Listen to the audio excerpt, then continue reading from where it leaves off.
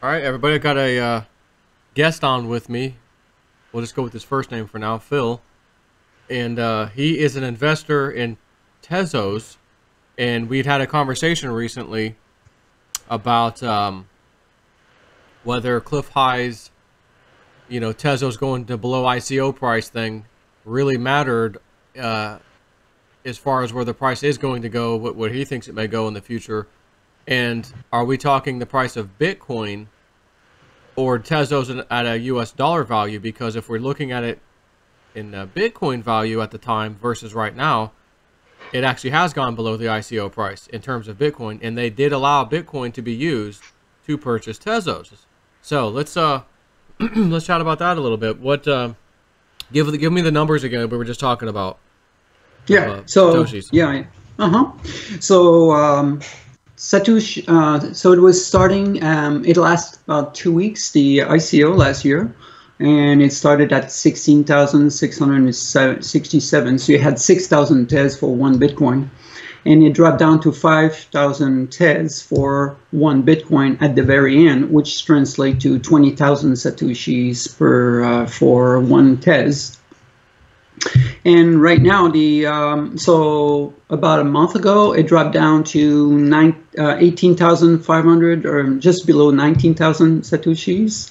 So technically speaking, in terms of the price of ICO, it dropped down from the official price of 20,000 Satoshis. Now, yeah, I was wondering, because you mentioned all the time, oh, it has to be dropping down below the ICO price and 40 cents, which was at that time 40 cents. But I was curious to know if actually Cliff's data was specifically talking about US dollars, and if it was just ICO price without any reference to other things. I'm pretty sure it wasn't dollars, because when he initially told me, he said it was just whatever the ICO price was. Okay. Whatever the ICO price was, it has to go below. Okay, so the official price, it was sold in Bitcoin and Ethereum, but the price was dictated in Bitcoin.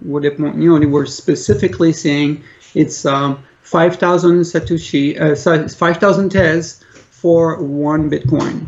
So it was priced in Bitcoin, that the official pricing that they were doing in during the ICO.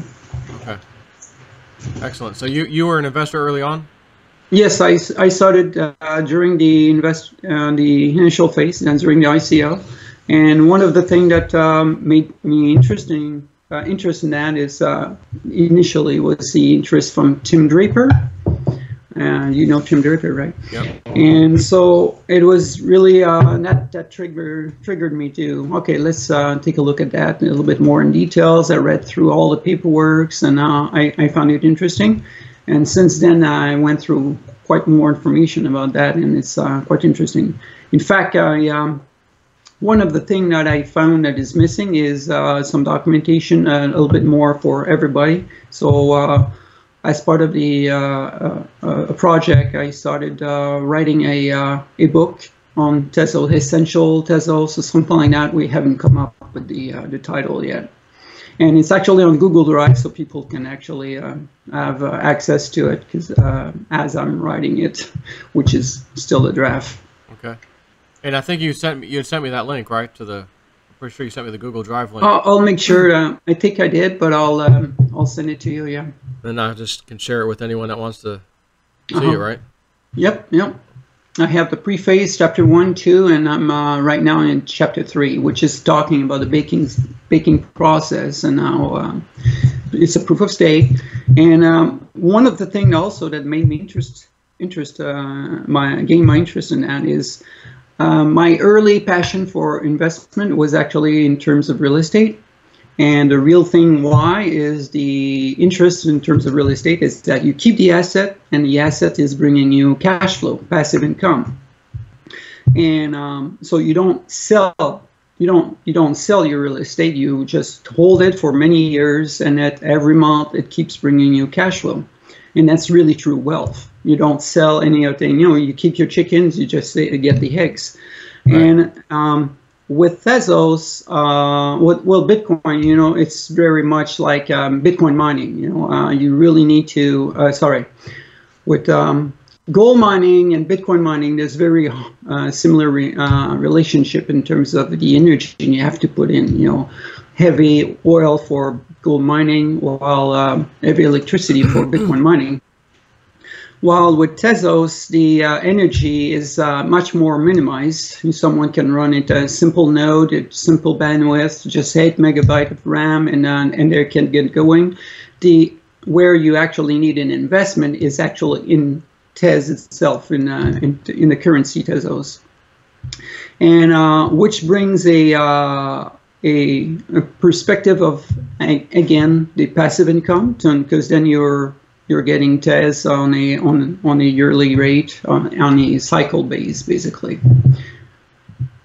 So, what is for anyone that's forgotten what Tezos was really created for? What does it actually do? Yeah. So the position paper written by Arthur Bretman was talking about many of the things that came up during the Ethereum ICO phase. He wrote this while Ethereum was actually being created, and the points he wanted to address was security. And one of the main points I like about Tezos is that it's written with OCaml, which is a functional programming language, which is ideal for functional programming allows for formal verification. And you might wonder, okay, what the heck is that? But it's really these processes. Whenever companies are doing things that they cannot afford to have millions of dollars of loss, like chip companies, they don't want to recreate all their chips, so they have to really make sure the process is verified formally. Airplanes, you don't want to crash, So in terms of contracts, smart contracts, you really don't want to have a bug that, whoops, now there's $50 million of, and that happened, what, twice at least with Ethereum so far. So these are the kind of things that formal verification and functional programming can address, is to make things much more solid as long as you're respecting the process. And so that's probably that Tezos is not going to be used for those pet projects of the funny things that we saw, but much more going to be used for processes or companies that have financial interests, and that's very key for them to have smart contracts where it's very solid base in terms of security. Okay, so I'm sure you were probably pretty nervous when it first, the big lawsuit and all that stuff got filed and all that, but then it seemed like you guys are making progress now, and I know they talked about releasing the tokens and all that stuff. Yeah, so these are the other points. I brought and I sent you information that I wanted to cover. There are two things. One of them is the foundation issues, and that's the one that was made me more nervous about it. And but it got resolved. And the Wired magazine article is excellent on that. I sent that the link to you.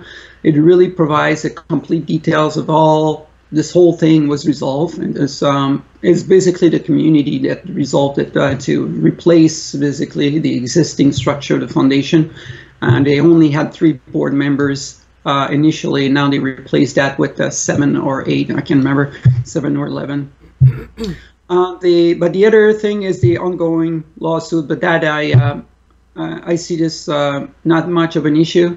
One of the things is I definitely believe it was just an excuse by Wall Street and want to have something with high profile, which Tezos definitely was with the very high ICO they did last year, and so any kind of issue that come up, and bingo, a lawsuit, and on the foundation is that they're complaining that it didn't follow the SEC regulations, and so you wonder, okay, the guy is complaining that he was allowed to invest, because if the SEC regulations was followed, then only accredited investors will be allowed to invest in Tezos.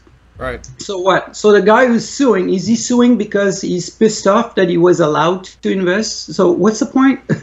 Right. So, I mean, it's to me, it smells like more like a push by some Wall Street companies because they love it to have those systems where it's extremely costly to go through and do an IPO on Wall Street and all that. And then these RCO coming up, and they're actually completely changing the landscape on that and cutting them under the grass. And you don't have to be an accredited investor that has, you know, $250,000, you know, in assets in order to invest. I mean, like me, you, everybody, we just want to say, hey, that I want to put a few dollars in that thing over there, and that's it. I don't want to have to be under all that.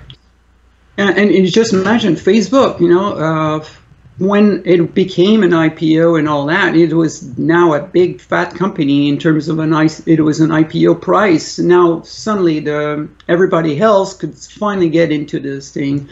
And what I found funny is when they look at the chart of Bitcoin and they compare that to the bubble, the tulip bubble and that kind of thing.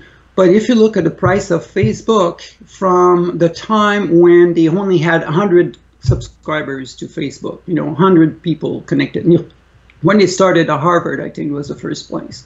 What was the price of Facebook at that time? If there was a price, if it was actually an ICO that was set up for financing Facebook and that kind of thing, it would have been peanuts, really peanuts. And then looking at that chart of Facebook from back then to today, it'll be very similar to, you know, a factor of 10,000, just like we had with Bitcoin. So that is a false argument, but it also ties back to the ICO regulations and how it prevents people to actually get into when it's very late. I personally think that we're going to see regulation changes that are going to allow the ICOs to come out, follow some guidelines, and you won't have to be an accredited investor. I think this is going to be for the little people to do that kind of stuff with. I think that's where it's going to go. I think it opened up the door to Bruno Mars to realize, wait a minute, what was that for exactly? Because supposedly the reason why the SEC was created is to prevent the Ponzi scheme kind of thing from the 1920s and 30s. But we've seen so many things where, well, they're never going to catch those things. And all they do is give a false sense of security to people. Oh, the SEC is there, so they're going to check things out so I can safely invest in those things. And then you have Enron, or you have Bernie Madoff, and that kind of thing. Massive, on a massive scale. Yep. Yeah. How did you guys miss this? How did the regulators not see this? Well, then they have to scramble for a reason. So in other words, all your stupid rules and regulations don't do anything anyways, is what you're telling us. Yeah. Correct. But if an SEC does not exist, people will be more wary of watching and taking care of themselves, you know, learning those things. And otherwise, they are just believing that everything's fine, but it's a false sense of security. Yeah, and you don't need an SEC to help stop Ponzi schemes. The bottom line is if someone does a Ponzi scheme, it's illegal anyways. And when they get caught, they're nailed. Yeah. They'll go to jail just the same, whether the SEC was there or not, because they're slipped right by the SEC all the time. Exactly. It's another one of these bloated government organizations taking up our money. Fraud is fraud. Yeah. Fraud is fraud, and we always had those laws against fraud. So it didn't matter. And you know, it's just another layer to force people to go through a channel through Wall Street to get IPOs, and it's still silly on that level. Yeah. That's why I love cryptos, because every time you hear about a crypto, it seems like one way or another, it's taking care of a middleman. It's getting rid of a middleman somewhere somehow. Like almost every crypto out there is doing something to get rid of a middleman. You know, from these absorbent credit card fees, you know, 3%, 2.9% every time you swipe your card that a restaurant has to pay, you know, it goes away. It really has changed on so many levels. It really, I mean, it's now, I mean, the Swift payments and all that, and these wire transfers are so complicated and archaic, and using software from the 70s or something like that. So they had some form of a monopoly, and now they're forced to consider the alternatives.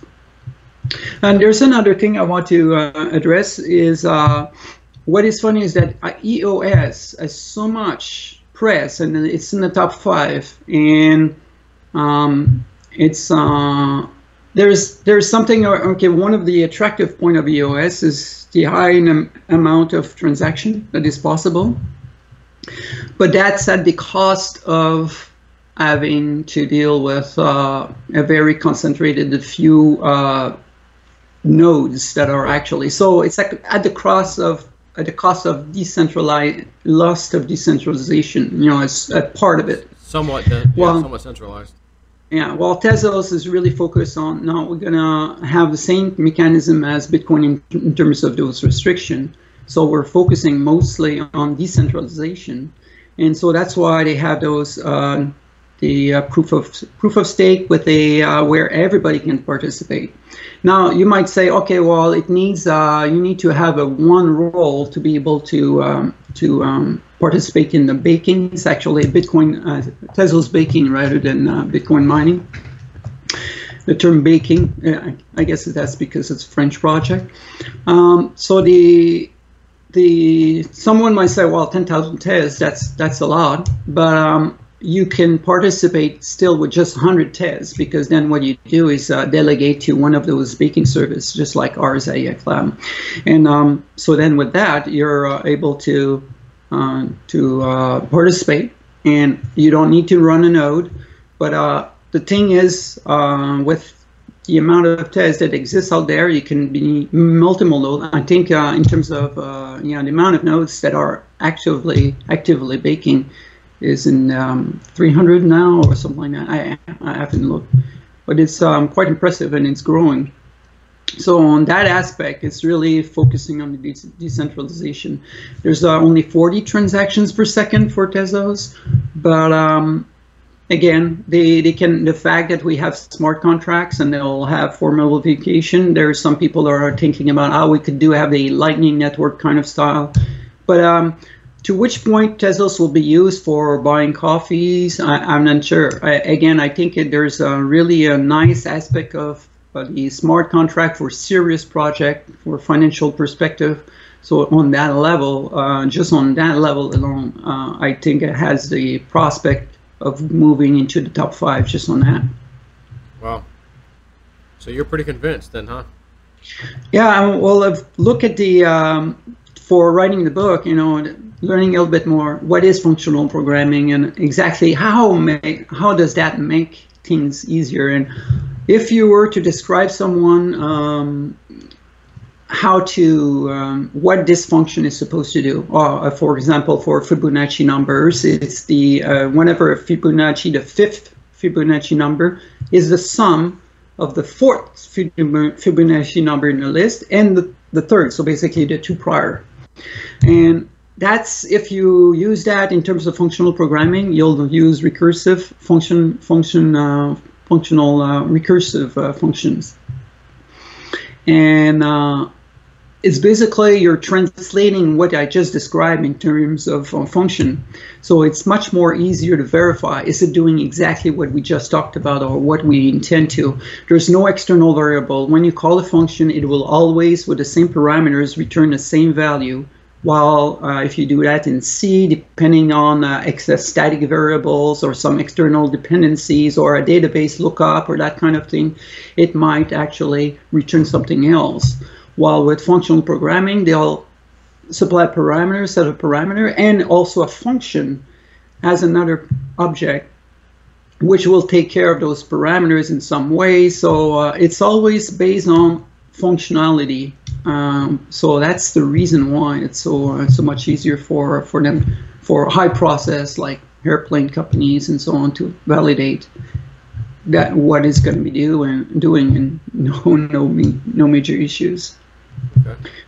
Yeah. Well, cool. Is there anything else you want to tell us about regarding Tezos?